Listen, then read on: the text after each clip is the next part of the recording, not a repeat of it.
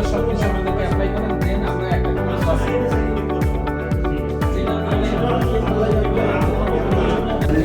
আমাদের বিভিন্ন একটা চার্জ আছে, এটা আমাদের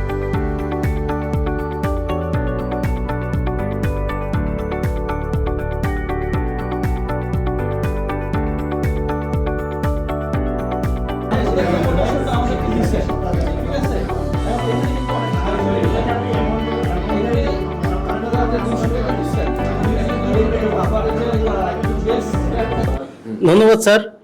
আজকে সুন্দর আমরা দুইটা টিম করে প্রত্যেকটা টিমে আমরা আলাদা আলাদা একটা পজিশন তৈরি করেছি, যেখান থেকে আমরা শিখেছি কিভাবে আমরা একটা লজিস্টিক্সের মাধ্যমে প্রোভাইডাররা কিভাবে গাড়ি সিলেক্ট করে আর কিভাবে বায়াররা গাড়ি পায় প্রোভাইডারদের কাছ থেকে।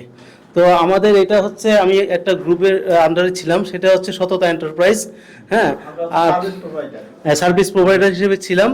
তো সেখান থেকে নতুনভাবে শিখতে পেরেছি কিভাবে কোন কোটেশনের মাধ্যমে, হ্যাঁ, ডিস্টেন্সের উপর ভিত্তি করে 5 টন 10 টন 3 টনের উপর ভিত্তি করে আমরা গাড়ি কিভাবে কন্টিনিউ কিভাবে আমাদের সার্ভিস প্রোভাইডার থেকে গাড়ি পিক করতে পারি।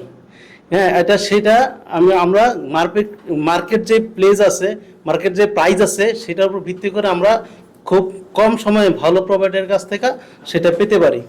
এবং একজন লজিস্টিক্সের এক্সপার্ট হিসেবে এটা আমার করণীয় একটা ভালো কোম্পানিকে কম সময়ে ভালো লিড টাইম দেওয়ার জন্য।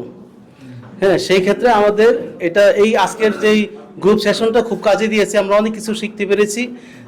সেখানে আমরা কিভাবে এই একটা ভালো কোম্পানি থেকে ভালো একটা সার্ভিস পেতে পারি, সেটা আমরা এই গ্রুপ সেশনে শিখতে পেরেছি স্যার। Thank you sir. আর কেউ বলবেন? ধন্যবাদ স্যার।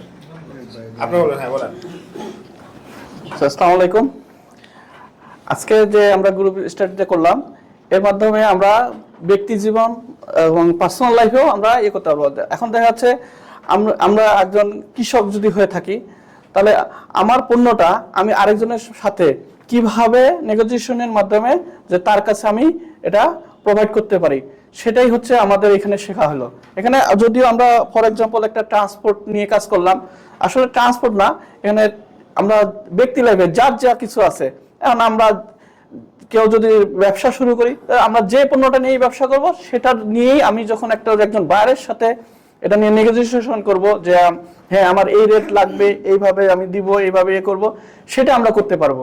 নতুন কি পাইলেন স্যার আজকে? সেটা শিখতে পারবো। প্রাইসের বাইরেও, ট্রান্সপোর্টেশনের প্রাইসের বাইরেও যে আরো কিছু চিন্তা ভাবনার সুযোগ আছে। জি জি, এটা কি আমরা আজকে বুঝতে পারছি? হ্যাঁ, অনেক কন্ডিশন আছে। কি কন্ডিশনে, মানে একটা ড্রাইভার আমরা গাড়ি নির্বাচন করব, সেই গাড়ি কি কি কন্ডিশন থাকতে হবে, এগুলো আমরা জানতে পারলাম।